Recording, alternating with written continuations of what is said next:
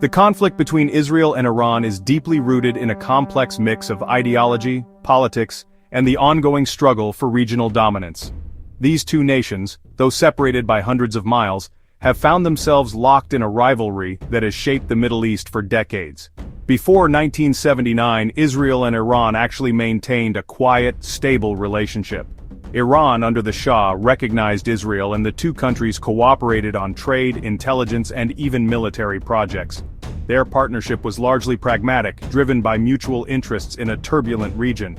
But the Islamic Revolution in Iran changed everything, sending shockwaves through the region and transforming Iran's foreign policy overnight. Ayatollah Khomeini's new regime saw Israel not just as a political adversary, but as an illegitimate state and a symbol of Western interference in the Muslim world.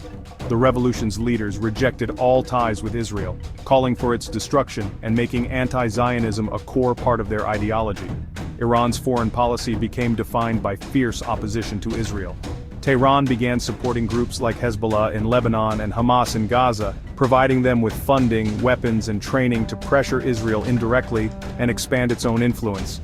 These proxies, armed and funded by Tehran, have kept Israel's borders under constant threat, launching attacks and fueling instability along Israel's frontiers. The threat of violence has become a daily reality for many living near these borders. Israel, in turn, has viewed Iran's revolutionary ideology and expanding influence as existential threats. As Iran's nuclear program advanced, Israeli leaders grew increasingly alarmed, fearing that a nuclear-armed Iran could tip the balance of power in the region. Israel has long argued that Iran's nuclear ambitions are not peaceful, but aimed at developing weapons that could one day be used against the Jewish state. This suspicion has fueled covert operations, cyber attacks, and diplomatic efforts to halt Iran's progress. This cycle of mistrust and hostility has defined their relationship for over 4 decades, with each side seeing the other as a primary threat. The rivalry has shaped alliances, fueled proxy wars, and kept the region on edge, setting the stage for inevitable confrontation. The animosity between Israel and Iran has only deepened over time, making open conflict seem almost unavoidable as both nations continue to prepare for the possibility of war. For years, Israel and Iran waged a shadow war, an intense, high-stakes conflict fought far from the public eye. Instead of open battlefields, this war unfolded in the shadows, where covert operations, cyber attacks, and targeted strikes became the weapons of choice. Intelligence agencies worked tirelessly, sending operatives into hostile territory, while cyber specialists launched digital offensives from hidden command centers. The world rarely saw the true extent of this secret struggle, but its impact was felt across the region. Israel allegedly sabotaged Iran's nuclear program through a series of daring assassinations and sophisticated cyber attacks, most famously the Stuxnet virus, which crippled Iranian centrifuges. Scientists and engineers became targets, and entire facilities were thrown into chaos. These operations sent a clear message: the battle for technological supremacy would be fought in secret, with devastating consequences for those caught in the crossfire.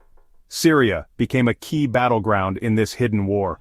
As Iran built up its military presence, Israel responded with hundreds of airstrikes on Iranian targets, aiming to disrupt supply lines and prevent advanced weapons from reaching hostile groups.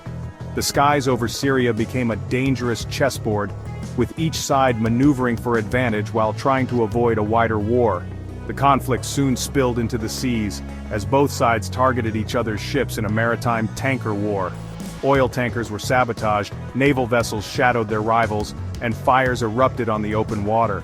This escalation brought the shadow war beyond land, threatening global energy supplies and raising the stakes for everyone involved. These actions allowed both nations to inflict damage and send powerful signals, all while carefully avoiding the outbreak of all-out war. Military planners and analysts worked around the clock, assessing risks and preparing for the possibility that any single strike could spiral into a much larger conflict. The shadow war was broad and relentless, spanning land, sea, and cyberspace. From border patrols and naval maneuvers to invisible cyber offensives, every domain became a potential front line in this ongoing struggle. Each attack, each covert operation increased the risk of escalation. Both sides tested the limits, pushing boundaries and watching closely for any sign of weakness or retaliation. The tension was palpable and the margin for error grew ever thinner. The undeclared conflict was slowly reaching a boiling point.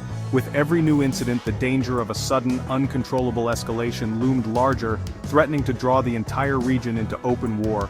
The world watched anxiously as the shadow war threatened to erupt into a direct confrontation, knowing that the consequences could be felt far beyond the Middle East.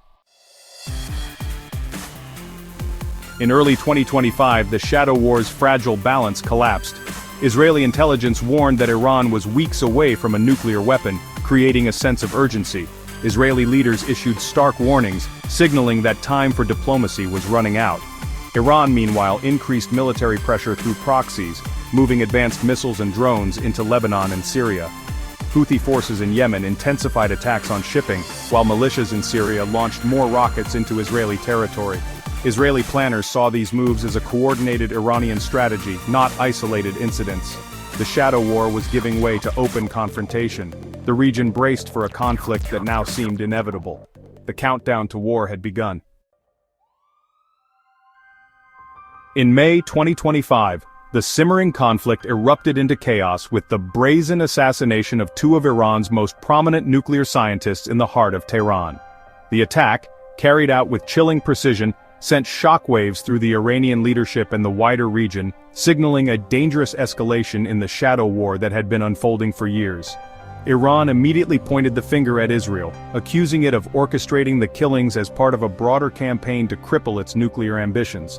The government's vow for swift and severe retaliation reverberated across the Middle East, pushing already strained relations to the brink of open conflict.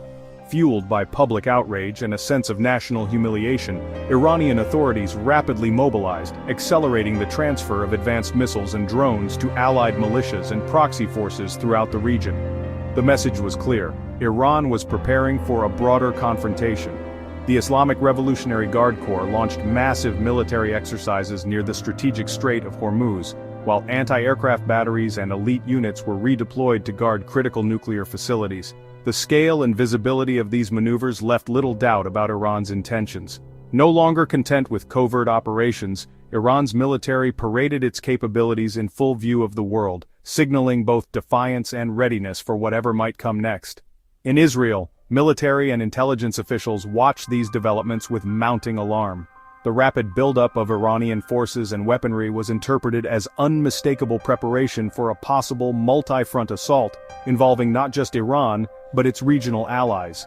With Iran's nuclear program advancing and its military posture growing ever more aggressive, Israel's leaders faced a fateful dilemma. Should they wait and risk a devastating first strike, or act preemptively to neutralize the threat? The logic of preemption, long debated in Israeli security circles, now seemed inescapable. Urgent meetings and war games played out scenarios that just weeks earlier had seemed unthinkable. As night fell, the order was given. Troops mobilized, tanks rolled toward the border, and the world watched as the conflict shifted from the shadows into the harsh light of open warfare. The final provocation had shattered the uneasy balance, setting the stage for a war that would reshape the region and reverberate far beyond its borders. On June 13, 2025, Israel launched Operation Rising Lion, its largest air campaign ever, targeting Iran's nuclear and military infrastructure.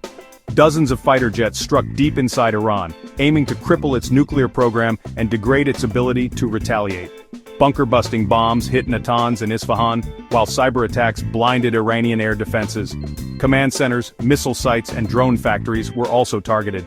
The strikes were precise and devastating, killing several high-ranking IRGC commanders. The UN confirmed significant destruction at Natanz. Explosions rocked Iranian cities, causing chaos and civilian casualties. Israel insisted it targeted only military sites, but collateral damage was unavoidable. The psychological shock was immense for Iran. The shadow war was over. Open warfare had begun. Iran responded within 24 hours, launching hundreds of missiles and drones at Israel in its largest ever direct assault. Israel's air defenses, Iron Dome, David's Sling, Arrow, and U.S. Patriots, intercepted most projectiles, but some got through. Missiles struck cities like Ramat Gan and Haifa, causing blackouts, destruction, and civilian casualties. At least 14 Israelis were killed in the initial wave. with dozens more injured. Millions spent hours in bomb shelters facing the reality of state-on-state war. Iran's proxies joined in, with Houthi forces launching a missile that struck Hebron in the West Bank. The attack highlighted the regional scope of the conflict. Iran demonstrated its ability to strike from multiple directions. The entire region was now a potential battlefield. The war was no longer contained. The war's greatest toll fell on civilians in both Israel and Iran. In Israel, daily life was upended by missile barrages, forcing families into shelters and closing schools and businesses. Physical destruction and psychological trauma scarred communities, especially children. In Iran, Israeli strikes on military targets near cities caused hundreds of civilian casualties and mass evacuations. Infrastructure damage led to shortages of electricity, water, and basic necessities. The humanitarian crisis deepened, with millions struggling to survive amid chaos. For ordinary people, the war brought death, destruction, and lasting suffering. Civilians paid the highest price for decisions made far above them. The Israel-Iran war sent shockwaves worldwide, triggering urgent calls for a ceasefire. The UN, EU, and G7 demanded de-escalation, but entrenched positions made peace elusive. The US supported Israel's right to self-defense, but urged restraint. Oil prices soared, stock markets tumbled, and fears of regional escalation grew. Hezbollah's potential entry into the conflict loomed while Gulf states braced for fallout. Global powers were divided. The West called for peace, while China and Russia condemned Israel's preemptive strike. Diplomatic efforts stalled amid deep divisions. The world watched anxiously, fearing a wider war. The Middle East's stability hung by a thread. As of June 16, 2025, the Israel-Iran conflict remains a tense stalemate. Diplomatic efforts have failed to resolve the core issues. Israel demands Iran's nuclear program be dismantled. Iran insists on its right to self-defense. The risk of escalation remains high, with smaller attacks continuing. Hezbollah's involvement could open a devastating new front. Humanitarian crises worsen in both countries, with shortages and trauma mounting. Economic costs are rising, diverting resources from civilian needs. The best hope is a fragile UN-brokered truce, but deep mistrust makes lasting peace unlikely. Analysts fear a prolonged period of low-intensity conflict and periodic flare-ups. The 2025 war has fundamentally reshaped the Middle East, with consequences still unfolding.